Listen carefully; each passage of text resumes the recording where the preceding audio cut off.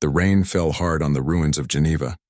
General Sarah Chen stood in front of the alien ship, her boots splashing through puddles mixed with ash. 5 years ago, this city had been beautiful. Now half of it was rubble and burned buildings. The Ztharian invasion had done that. They had done that to hundreds of cities across Earth. Sarah remembered the day they came. She had been having breakfast with her husband and 2 daughters. Then the sky turned red. The alien ships appeared everywhere, blocking out the sun. Within hours, the bombardment started. Her family died in the first wave. She survived only because she was underground, attending a military conference. That was 5 years ago. Everything changed after that day. The Ztharians thought Earth would be easy to conquer. They had conquered hundreds of worlds before. They ruled an empire of 847 star systems. They had technology that seemed like magic. Ships that traveled faster than light, weapons that could destroy cities from orbit, soldiers in armor that could stop bullets. But they made one mistake. They thought humans were weak. The invasion lasted 3 years. 3 years of blood and fire. 3 years of learning to fight an enemy from the stars. Humans died by the millions, but they never surrendered. They fought in the streets. They fought in the mountains. They fought in the deserts and jungles and frozen wastelands. They used guns and bombs and knives and bare hands. Sarah became a leader during those dark years. She was good at killing aliens. She was good at finding their weaknesses. She was good at making other people want to fight. The world governments, what was left of them, made her supreme commander of Earth's forces. Slowly, humans started winning. They captured alien soldiers. They stole alien weapons. They took apart alien ships and learned how they worked. Dr. James Okonkwo, a brilliant engineer from Nigeria, figured out how their faster-than-light engines worked. Captain Yuki Tanaka, a pilot from Japan, learned to fly their fighters better than they could. Humans adapted. Humans learned. Humans survived. 2 years ago, the Ztharians retreated. They left behind their dead and their broken machines. They thought humans would be happy just to survive. They thought the war was over. They were wrong. Sarah spent 2 years preparing. Earth's factories worked day and night, building warships. Human warships designed by human engineers but using alien technology. 50 ships, each one carrying 1,000 soldiers who wanted revenge. Now she stood in the rain, looking at the alien ambassador's ship. Ambassador Krelix had arrived yesterday, asking to talk about peace. Sarah had agreed to meet him. Not because she wanted peace. She wanted to send a message. The door of the alien ship opened. Krelix walked down the ramp. He was tall, maybe 7 feet, with purple skin and 4 arms. His eyes were black and cold. He wore fancy robes covered in symbols that meant he was important. 2 guards followed him, carrying weapons. Sarah's soldiers raised their guns. Human soldiers wearing armor copied from captured Ztharian equipment. Her personal guard, every one of them had lost family in the invasion. Krelix stopped a few feet away. He looked at Sarah like she was an insect. That look made her hate burn even hotter. "General Chen," he said. His voice was translated by a device on his chest. "I come to discuss peace between our peoples." "Peace," Sarah said. The word tasted like poison. "Yes, the Ztharian Empire recognizes Earth as an independent world. We will not invade again. In exchange, you will stop your hostile actions and accept our trade agreements." Sarah laughed. It was not a happy sound. "Trade agreements? You killed 3 billion humans. You turned our cities into graves. And now you want to trade with us?" Krelix made a gesture with 2 of his hands. It probably meant he did not care. The invasion was unfortunate, but it is over. Both sides suffered losses. It is time to move forward. "You think this is over?" Sarah stepped closer. Rain dripped from her cap. "You think you can kill my people and then offer us trade deals? Be reasonable, General. The Ztharian Empire is vast. We control nearly 1,000 worlds. Earth is one small planet. You cannot fight us. We already did fight you, and we won. You survived. That is different from winning." Krelix looked around at the ruins of Geneva. "Look at your world. Look at what the war cost you. Do you want more death? More destruction?" Sarah smiled. It was the smile of a wolf. "Dr. Okonkwo," she called out. A man stepped forward from behind the soldiers. He was older, with gray in his hair and tired eyes. He carried a data pad. "Yes, General. Tell the ambassador what you figured out." Dr. Okonkwo looked at Krelix. "We cracked your faster-than-light technology. Reverse-engineered your weapon systems. Improved your shield generators. We took everything you left behind and made it better. Krellix's eyes widened slightly. Impossible. Your species is primitive. You barely reached your own moon before we arrived. We were primitive, Sarah said. We're not anymore. You gave us 5 years. 5 years to learn. 5 years to build. 5 years to prepare. Prepare for what? Sarah turned away from him. She raised her hand and made a signal. Behind her, screens came alive. Giant holographic displays showing star maps. The Ztharian Empire spreading across the galaxy like a disease. Captain Tanaka, Sarah called. A woman in a pilot's uniform stepped forward.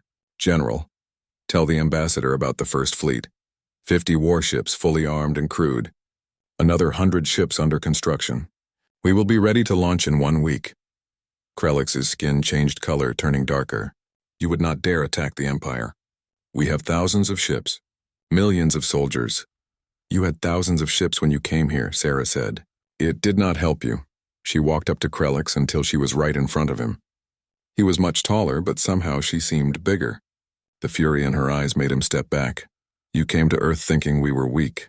You thought we would surrender or die, but we did not. We fought you in the streets and in the sky. We learned from you. We took everything you had and made it our own. And now, Ambassador, we are coming for you. This is madness, Krellix said. You cannot win a war against the entire Empire. Maybe not. But we will hurt you. We will make you bleed for every world you hold. We will teach you what humans are. We are not the weak prey you thought we were. We are hunters. We are survivors. And we are coming. Sarah turned to her communications officer. Broadcast this on all Ztharian frequencies. I want every world in their empire to hear this. The officer nodded and activated the systems. Sarah knew her words would travel across the stars, reaching every Ztharian world. You invaded Earth thinking us weak, Sarah said, her voice carrying across the broadcast. You were wrong. Now we are coming for you. Every world you hold we will take. Every ship you fly we will destroy. Tell your empire this, humanity is no longer prey. We are the hunters now, and we do not forgive. She looked at Krellix. Get off my planet. And tell your emperor that the war is not over. It is just beginning. Krellix stood frozen for a moment. Then he turned and walked quickly back to his ship. His guards followed. The ship lifted off, rain steaming where its engines heated the air. Sarah watched it disappear into the clouds. Around her, her soldiers cheered. They had waited 5 years for this moment. 5 years to stop running and start hunting. Dr. Okonkwo stood beside her. Are we really doing this? Attacking the Empire? Yes, it will be dangerous. We might lose. Sarah looked at him. Her eyes were hard as steel. They killed my family. They killed billions of us. They thought we would just accept it and move on. But humans do not forget. And we do not forgive. She turned to face her command staff. Send the order. The First Fleet launches in 1 week. Our target is Outpost Tarsonis 4. It is time the galaxy learned what happens when you make an enemy of Earth. The rain kept falling on the ruins of Geneva. But for the first time in 5 years, Sarah Chen felt something other than grief.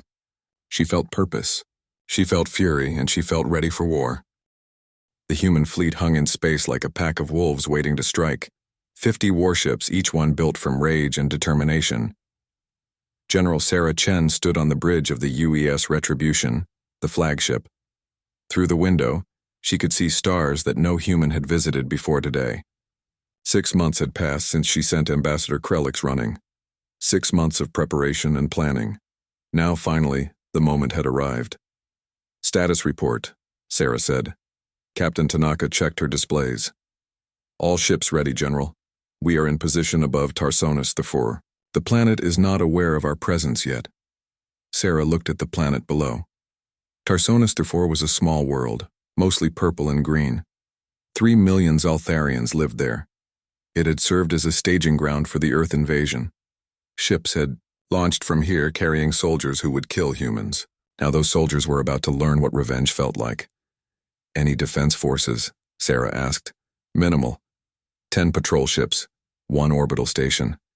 They were not expecting an attack. Tanaka smiled coldly. They still think we are primitive. Colonel Marcus Webb stood nearby. He was a big man, a Marine who had fought in the streets of New York during the invasion. He had killed more aliens than he could count. But now, looking at the peaceful planet below, He felt uneasy. "General," Marcus said quietly. 3 million civilians down there. "They should have thought about civilians when they bombed Earth," Sarah replied.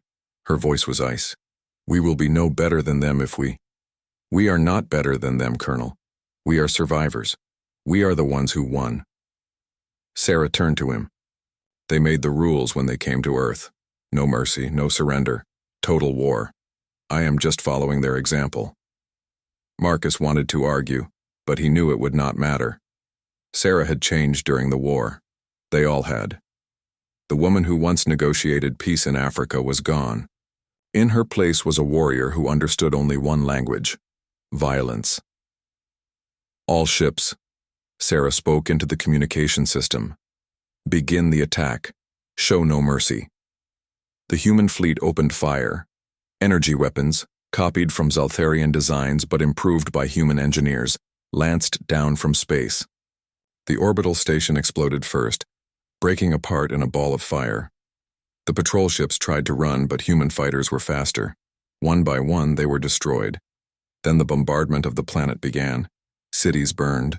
Factories exploded. Military bases were erased from existence. The Ztharians on the surface had only minutes to realize they were under attack before the fire came from the sky. Marcus watched it happen and felt sick. This was not war. This was slaughter. After 2 hours, Sarah gave the order to stop firing. "Prepare ground forces. We are going down." 20 landing ships descended through the smoke and fire. They landed in what had been the planetary capital. Now it was ruins, still burning. Human soldiers poured out, weapons ready. The Ztharians who survived the bombardment tried to surrender. They dropped their weapons and raised their hands. They begged for mercy. Sarah had given orders about that too. No prisoners except the governor. The soldiers followed their orders. By evening, the capital was secure. The planetary governor, a fat Ztharian named Tokvar, was brought to Sarah in chains. He was crying, his purple skin dark with fear. "Please," he begged in broken English. "Please, mercy, I have family, I have children." Sarah looked at him without emotion. So did I. She had the trial broadcast across the entire Ztharian Empire. Every world could watch as the governor was accused of war crimes, planning the Earth invasion, coordinating the bombardment that killed billions. Tokvar tried to defend himself. "I was following orders. I was just a soldier doing my duty." "So are we," Sarah said. "So are we." The trial lasted 1 day. The verdict was decided before it even started. Tokvar was found guilty. The sentence was death. Sarah personally pulled the trigger. The message went out across the galaxy.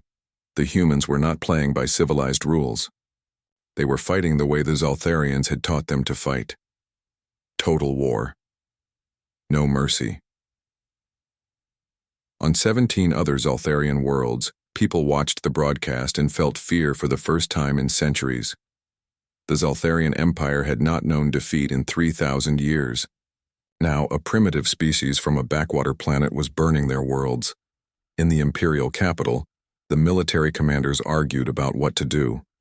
Some wanted to send the full fleet to crush Earth while they still could. Others said that would leave the Empire vulnerable to other enemies. While they argued, Sarah was already moving. 1 week after Tarsonis Fu, the human fleet struck 3 more worlds. Each time they gave no warning. Each time they showed no mercy. Planets burned. Ztharian soldiers died. Human fury was unleashed on a galaxy that had never seen anything like it. Marcus Webb led the ground forces on the 4th planet. It was a mining colony called Zthar. Only 500,000 people lived there. Most were not even soldiers, just workers and their families. He stood in the ruins of a home. Inside, he found bodies. A Ztharian family killed in the bombardment. The children were small. They had been hiding under a table when the bombs fell. Marcus walked outside and threw up. That night, he confronted Sarah in her quarters on the ship. "This has to stop," he said. "We are killing civilians, children. We are becoming monsters." Sarah was looking at pictures on her datapad, pictures of her own daughters, Dead for 5 years. She did not look up. They made us monsters, Colonel. They made us this way when they came to Earth. That does not make it right. Right? Sarah laughed bitterly. There is no right and wrong in this war. There is only winning and losing, and I will not lose. At what cost? Marcus demanded. How many innocent people have to die before your revenge is satisfied? Sarah finally looked at him. Her eyes were empty, like all the humanity had been burned out of them. All of them, Colonel, every single one. They wanted to exterminate us. Now they will learn what extermination really means. Marcus stared at her in horror. You have gone too far, not far enough. Sarah stood up. I will not stop until the Empire is destroyed. Until every Ztharian knows the fear that humans felt when the sky turned red. Until they beg for mercy the way our people begged. And then, Colonel, I will show them the same mercy they showed us. None. Marcus left her quarters feeling cold inside. He had followed Sarah because she was strong, because she gave them hope when everything was dark. But now he wondered if they had replaced one monster with another. Meanwhile, on a distant world, on the edge of the Empire, a different conversation was happening. Talara was a Venthus, a species conquered by the Ztharians 200 years ago. Her people had been slaves for generations. They worked in mines and factories, building the ships and weapons the Empire used to conquer others. She watched the broadcasts of the human attacks with growing hope. For the first time in her life, she saw the Ztharians afraid. For the first time, someone was making the Empire bleed. She sent a secret message to the human fleet. It took weeks to reach them, traveling through hidden channels and rebel networks. When Sarah Chen received the message, she read it carefully. Talara offered information about the Empire, military bases, supply lines, weak points. In exchange, she asked for weapons and help freeing her people. Sarah smiled for the first time in months. She had been thinking too small. Why just hurt the Empire? Why not destroy it completely? She sent a reply. We will help you. We will help all the slaves of the Empire. And together, we will tear down everything the Ztharians have built. 3 months after the first attack, the human fleet had captured 17 Ztharian colonies. Earth's shipyards were working constantly, building more ships. More soldiers were training. The war machine was growing. The Ztharian Empire finally responded. They assembled the Grand Armada, 12,000 warships, 60% of their entire military. It was the largest fleet in galactic history. Commander Zthar the Enforcer led the Armada. He was the Empire's greatest military mind. He had never lost a battle in a career spanning 80 years. He trapped the human fleet at the Kronos Nebula. 12,000 ships against just 300 human vessels. The odds were 40-1. Zthar sent a message to Sarah. Surrender now, and your deaths will be quick. Sarah's reply was simple. Come and get us. The Battle of Kronos Nebula began. Humans had known they would be outnumbered. Sarah had planned for this. The nebula was full of radiation and sensor-blocking clouds.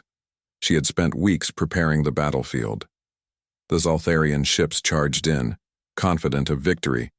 They ran straight into minefields.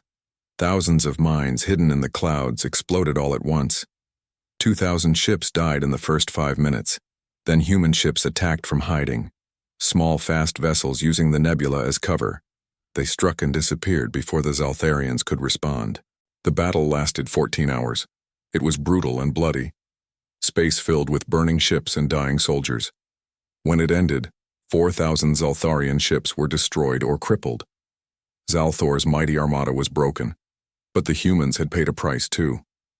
200 ships destroyed, 50,000 soldiers dead. Sarah's flagship was damaged, engines barely working. The victory was real, but it cost them dearly. As the surviving human ships limped away to repair, Sarah sat in her command chair, exhausted. Dr. Okonkwo brought her a report, casualty lists, damage assessments. It would take months to rebuild, but they had won. Against impossible odds, they had won. Sarah looked at the stars through the cracked window of the bridge. Somewhere out 1 year had passed since the Battle of Kronos Nebula, The war had spread across the stars like wildfire. 17 Ztharian colonies were now under human control. Earth's factories worked day and night, building warships faster than anyone thought possible. Every human who could hold a weapon wanted to fight. The rage had not faded. If anything, it burned hotter. General Sarah Chen stood in the command center of Outpost Tarsonis, the first world they had captured. It was now a human military base, bristling with weapons and soldiers. From here, she coordinated attacks across the frontier. Dr. James Okonkwo entered the room, looking troubled. He carried a sealed container, the kind used for dangerous materials. "It is ready," he said quietly. Sarah looked at the container. Inside was his greatest and most terrible creation, a biological weapon designed to kill only Ztharians, a disease that would spread through their population, targeting their unique physiology. It would not harm humans or any other species, just them. "How effective?" Sarah asked. "Very. One infected Ztharian could spread it to thousands before showing symptoms. Within weeks, it could devastate entire planets." Dr. Okonkwo set the container down carefully. "Sarah, are you sure about this? This is not war, this is genocide. They started it. That does not make it right." Sarah walked to the window overlooking the alien city below. Humans had rebuilt some of it, but the scars of the bombardment still showed. They used biological weapons on Earth. Do you remember the plague they released in South America? 30 million dead. "I remember," Dr. Okonkwo said. "I lost my sister to it. But Sarah, if we use this, we become like them. Maybe we need to be like them to win." Before Dr. Okonkwo could respond, alarms blared throughout the base. An officer ran in, his face pale. "General, incoming transmission from Talara. Emergency." Sarah activated the holographic display. Talara appeared, the Venthis rebel leader. Her 4 eyes were wide with fear. "General Chen, the Empire is moving. A massive fleet. They are not coming for you. They are coming for us." "What do you mean?" "The rebellions you helped start. The uprisings on 15 worlds. The Empire has decided to make an example. They are sending fleets to crush us all at once." Talara's image flickered. "They will slaughter my people. Millions will die. Please, you must help us." Sarah's mind raced. The Empire was smart. They knew they could not beat the humans in direct combat anymore, so they were attacking the weak instead. The rebels who had risen up because humans gave them hope. "Where is the main attack coming?" "My homeworld, Venth Prime. 2,000 ships are heading there now. We cannot mobilize fast enough. Our fleet is scattered across too many systems." Sarah hit the console in frustration. "How long until they arrive?" 3 days. 3 days. Not enough time." Sarah looked at the sealed container on the table. Dr. Okonkwo saw her looking and shook his head. "No, Sarah, not like this. It is the only way to save them. You are talking about releasing a plague. You do not know how far it will spread. It could kill billions. Billions of Ztharians," Sarah said coldly. "Better them than our allies." She picked up the container before Dr. Okonkwo could stop her. "Send this to 3 Ztharian core worlds. Release it in their major cities. When the Empire hears their home worlds are infected, they will pull their fleets back." "Sarah, please. This is war, Doctor. And in war, we do what we must to survive." Dr. Okonkwo stared at her horrified. "You have become the monster you swore to destroy." "Then I am a monster. But I am a monster who wins." The biological weapon was deployed within hours. Human stealth ships slipped past Ztharian defenses and released it on 3 major worlds. Within days, the infection began spreading. Hospitals filled with sick Ztharians. The disease moved fast, killing the old and young first, then spreading to the healthy. The Empire panicked. They pulled fleets back from the frontier to protect their core worlds. The attack on Venth Prime was cancelled. Talara's people were saved, but the cost was terrible. The plague killed millions. Entire cities quarantined. The Ztharian civilization, which had stood for thousands of years, began to crumble from within. Colonel Marcus Webb watched the reports coming in and felt his soul die a little.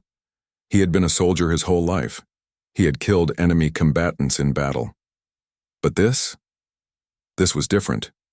This was murder on a scale he could barely comprehend. He found Sarah in her office late one night. She was drinking, which she rarely did. On her desk were pictures of the plague's effects. She was forcing herself to look at what she had done. 50,000 Ztharian prisoners arrived from the latest battles, Marcus said. What do you want done with them? Execute them. What? You heard me. Execute them. All of them. They surrendered. They are prisoners of war. There are rules. They're rules. Sarah stood up, knocking over her drink.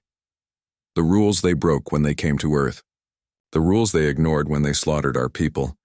I do not care about their rules anymore. Then what do you care about? Marcus demanded. What is the point of this war if we lose everything that makes us human? Sarah was quiet for a long moment. When she spoke, her voice was tired. I care about making them pay. I care about making sure no one ever attacks Earth again. That is all I have left, Marcus. That is all any of us have left. That is not true. We can be better. We can show them that humans are more than just killers. Being better does not win wars. Being ruthless does. Sarah sat back down. Execute the prisoners, Colonel. That is an order. Marcus stood at attention. I refuse. What? I said, I refuse. I will not murder surrendered prisoners. If you want them dead, you will have to do it yourself. They stared at each other. For a moment, Marcus thought Sarah might have him arrested, but then something changed in her eyes. Not softness exactly, but maybe a crack in the armor she had built around herself. Get out, she said quietly. Marcus left. The prisoners were not executed. Sarah never mentioned it again. But the incident made her think. For the first time in a year, she wondered if Marcus was right, if she had gone too far, if revenge had consumed everything good in her. That night, she received another message from Talara. This time, it included something unexpected. A file, a data dump from a captured Imperial computer. Sarah opened it and started reading. What she found made her blood run cold. The Ztharian Empire controlled 42 different species as client states. Most of them had been conquered, enslaved, and forced to serve. The Ventis were just one. There were others. The Krathari, who had been used as soldiers for centuries. The Melnari, whose entire species had been genetically modified to be better workers. The Theks, who had been hunted nearly to extinction before surrendering. Billions of beings living under Ztharian control. Billions who suffered every day. Billions who had no hope of freedom. Sarah read through report after report. She saw the conditions in the slave camps, the brutality of the overseers, the casual cruelty of a civilization that saw conquest as natural and slavery as practical. She had thought her war was about revenge, about making the Ztharians pay for what they did to Earth. But reading these files, she realized something. This was bigger than Earth, bigger than humanity. This was about stopping an evil that had plagued the galaxy for thousands of years. Sarah called an emergency meeting of her command staff. When they gathered, she projected the data for everyone to see. I thought we were fighting for revenge, she said. I thought we were just making them hurt the way they hurt us. But I was wrong. We are fighting for something more important.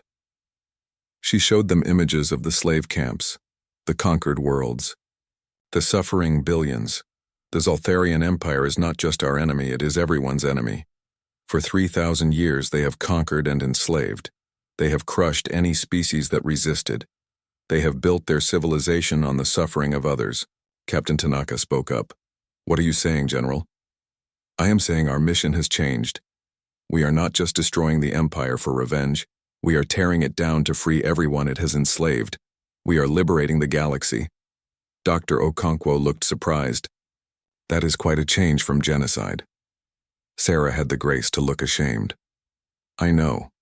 I went too far with the plague. I let my hatred control me, but no more. From now on, we fight not just to hurt them, but to free their victims. Marcus felt hope for the first time in months. You mean it? I do. Send messages to every rebel group in the Empire. Tell them humanity will help them. We will provide weapons, training, ships, whatever they need. We will coordinate uprisings across Imperial space. We will not stop until every enslaved species is free. The staff began planning immediately. This was not just a war of revenge anymore. It was a war of liberation. Over the next months, the strategy changed. Human forces still attacked Ztharian military targets, but now they also helped rebellions. They provided weapons to the Chthari uprising. They trained Venthis soldiers. They coordinated attacks across dozens of worlds. The Empire began collapsing from within. With their military spread thin trying to maintain control, they could not stop the rebellions. One by one, worlds began breaking free. Sarah met with Talara and other rebel leaders in secret. Together they formed the Coalition of Free Species, an alliance dedicated to destroying the Empire and building something better in its place. Some of my PO. 2 years into the war, the galaxy had transformed. What started as Earth's revenge had become something much larger, a revolution that spread across the stars. General Sarah Chen stood in the command center of the Coalition headquarters on Venth Prime. Around her were representatives from 15 different species. All of them had been slaves or subjects of the Ztharian Empire. Now they were allies, united in one purpose: freedom. Talara stood beside Sarah, now the official co-commander of Coalition forces. Her people, the Venthis, had been the first to join the humans. Now her homeworld served as the center of the rebellion. Status report, Sarah said. A Chthari officer, his rocky skin covered in battle scars, stepped forward. 8 more systems have declared independence in the past month. The Empire's control is collapsing faster than we expected. Military strength? The Coalition now has 700 warships. Not all as advanced as human designs, but we have numbers. He brought up a holographic map. Red showed Ztharian-controlled territory. Blue showed the Coalition. Red was shrinking every day. But there was a problem. At the center of the red zone, heavily fortified and untouched, was Zthar Prime, the Ztharian homeworld. The heart of the Empire, Talara said, looking at the display. As long as it stands, the war is not over. Sarah studied the planet's defenses. 3,000 warships in orbit, planetary shields that had never been breached, ground-based weapons that could destroy fleets, millions of soldiers ready to defend their homeworld. We need to break them, Sarah said. Not just defeat them, break them completely so they never threaten anyone again. Dr. Okonkwo entered the room, carrying data pads. He looked older now, tired from 2 years of constant work, but his mind was still sharp. I have news, he said. We cracked another piece of their technology. Their planetary shields have a weakness. They need massive power generators to maintain them. If we can locate and destroy those generators, the shields will fall. How many generators? 12, spread across the planet, heavily defended. Dr. Okonkwo brought up schematics. It would take a massive ground invasion to reach them all. Marcus Webb, now commanding the Coalition's marine forces, studied the plans. A ground invasion of the Imperial homeworld. That is ambitious even for us. It is necessary, Sarah said. A siege would take years. We need to strike hard and fast, break their defenses, capture their leadership, end this war. Over the next 3 months, the Coalition assembled the largest military force in galactic history. 700 warships from a dozen species, 3 million ground troops, the entire rebellion coming together for one final battle. Sarah knew this would be costly. Many would die. But if they won, the Empire would be finished forever. She visited the human ships before the battle. Walking through the corridors, she saw young faces, soldiers who had been children when the Ztharians invaded Earth. They had grown up in war, knowing nothing else. One young private, maybe 19 years old, stopped her. General Chen, can I ask you something? Of course. Why are we doing this, fighting for aliens we never met? My parents died defending Earth. Shouldn't that be enough? Sarah looked at the young soldier. She remembered asking herself the same question. Your parents died because the Ztharians thought they could take what they wanted. They thought no one would stop them. We are fighting now so that never happens to anyone else. So no child, human or alien, has to grow up in a world destroyed by conquerors. The private nodded slowly. I understand. Thank you, General. Sarah continued her inspection, but the conversation stayed with her. She had started this war for revenge. Now she was fighting for something bigger. It felt right, but also terrifying. What if they failed? What if all these people died for nothing? The fleet departed a week later. 700 ships, moving through space towards Zthar Prime. It would take 2 weeks to arrive. 2 weeks to prepare for the battle that would decide everything. Commander Zthar watched them come. He stood on the command deck of the Imperial flagship, a massive warship 3 times the size of anything the Coalition had. Around him, his officers prepared for battle. They are fools, one officer said. Coming here to our homeworld, where we are strongest, we will destroy them. But Zthar was not so confident. He had fought the humans before. He had seen what they could do. They were not fools. They had a plan. Double all patrols, he ordered. Check every system. Prepare for anything.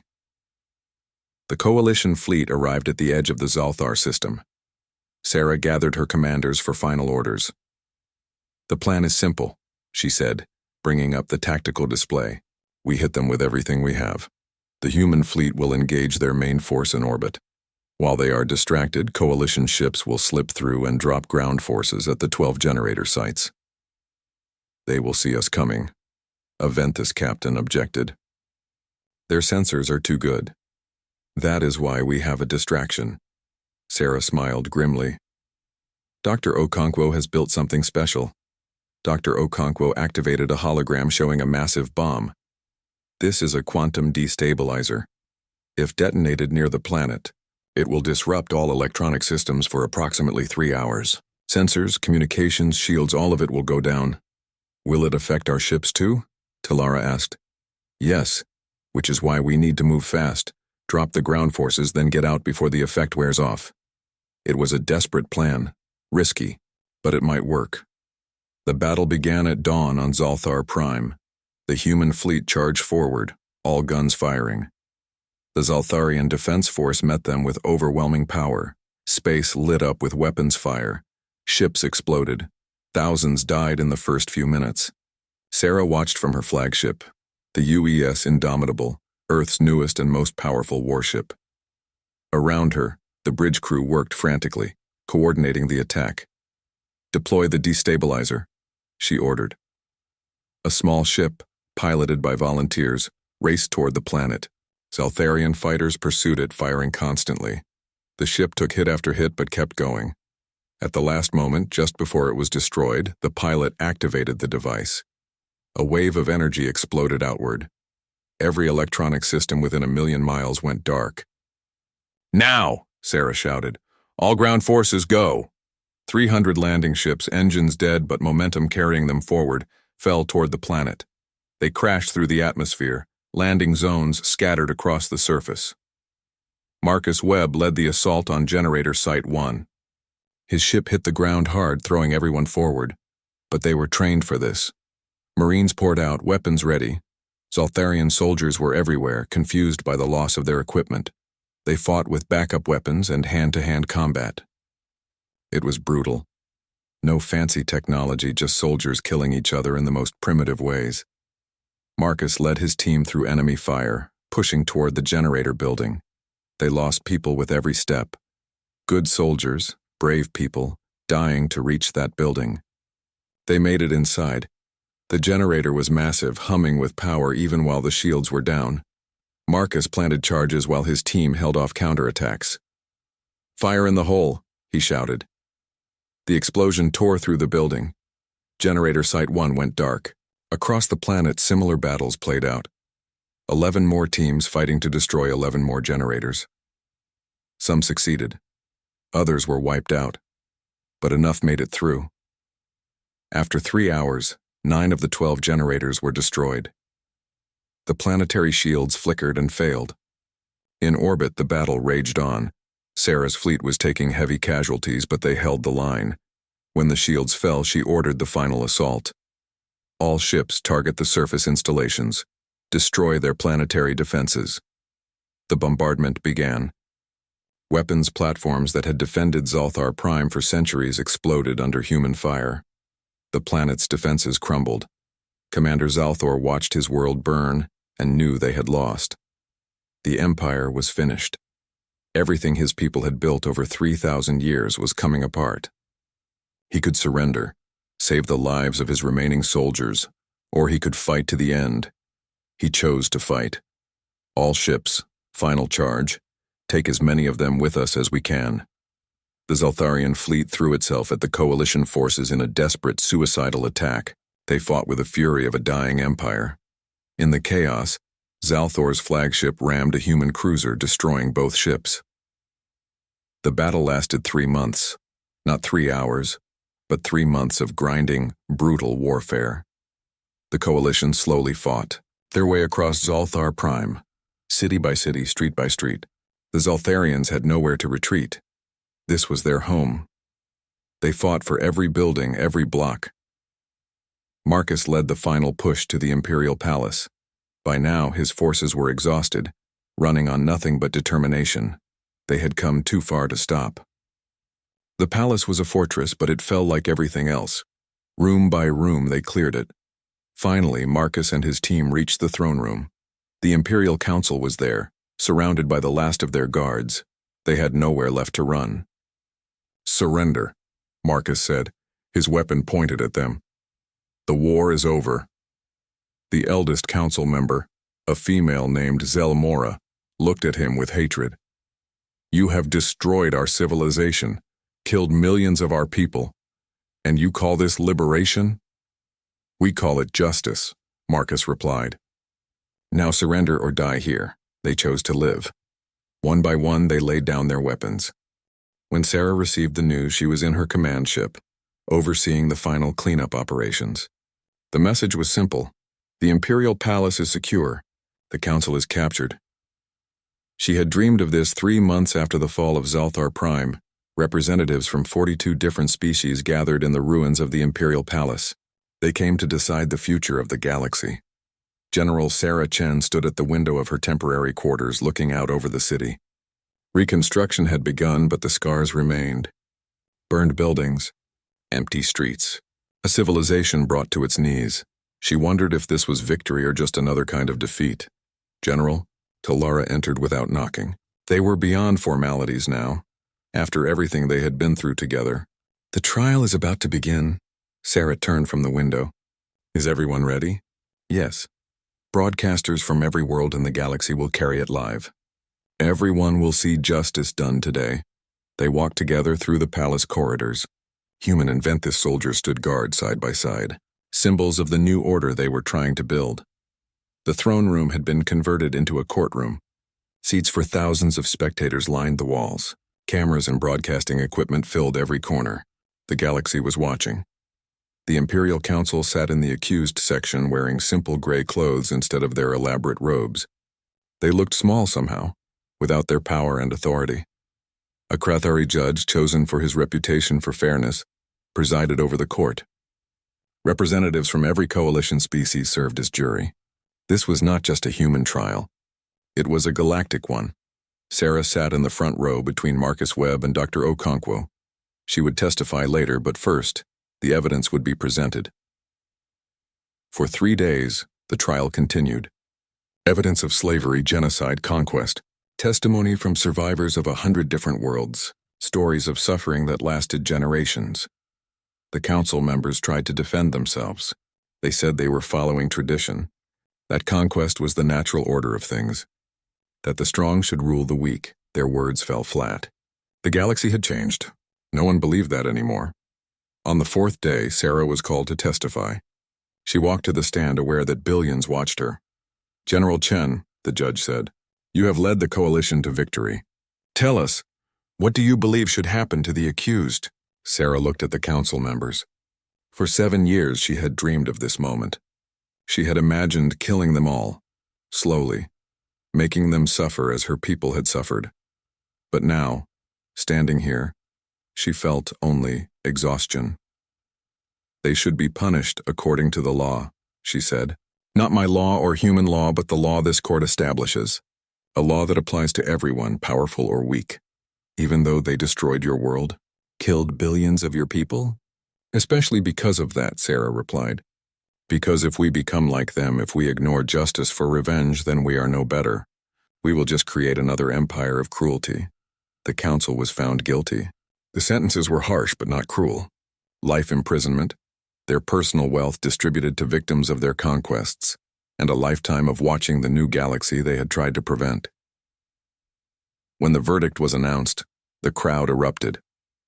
Some cheered, some wept. Others sat in silence, processing what had happened.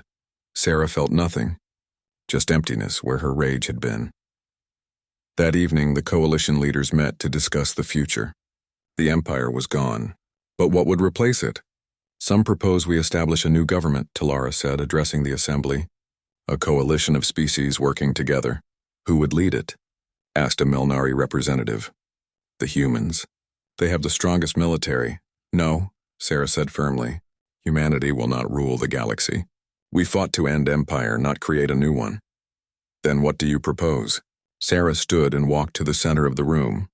I propose we build something different. A commonwealth. Each species governs itself, but we all agree to defend each other, to trade fairly, to settle disputes through discussion instead of war. And if someone violates this agreement, then the commonwealth responds together. No single species dominates, no empire can rise. We are equals or we are nothing. The debate lasted for days. Some species wanted human leadership. Others feared it. Some wanted to fragment completely. Others wanted a strong central government. In the end, they compromised. The Galactic Commonwealth was born, a federation of free species with no single ruler. A council representing all members would make decisions together. Military forces from all species would defend the whole. Talara was elected as the first chancellor, not because she was the most powerful, but because she had been a slave and understood what freedom meant. When the announcement was made, the galaxy celebrated. After 3,000 years of empire, there was hope for something better, but not everyone was happy. On the day of the Commonwealth inauguration, a Zeltharian noble named Zelkor confronted Sarah publicly. He was young, maybe just 30 years old. His family had lost everything in the war. You claimed to be liberators, he said, his voice full of bitterness. But you destroyed our worlds, killed billions of my people, made us slaves in our own homes. How are you different from us? The celebration stopped. Everyone turned to watch. Cameras focused on Sarah and Zelkor. Sarah could have had him removed, could have ignored him. But she stepped forward to face him directly. You are right to be angry, she said. We did destroy your worlds.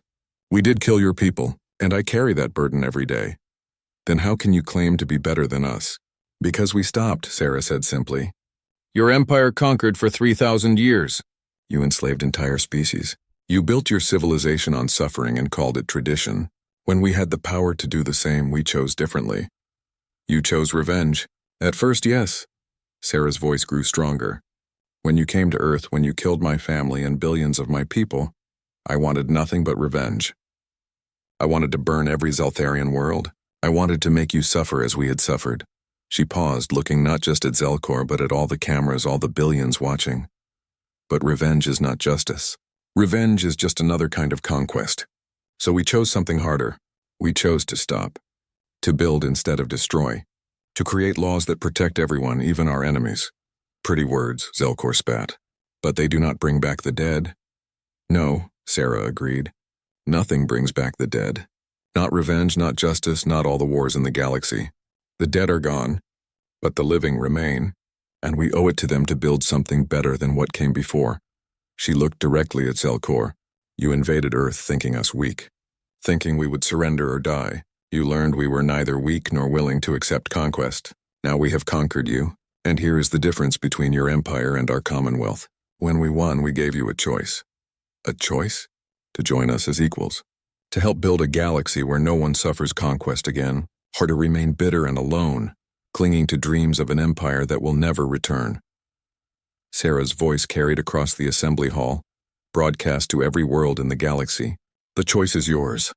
Zelkor stood silent, struggling with his emotions. Finally, he spoke quietly.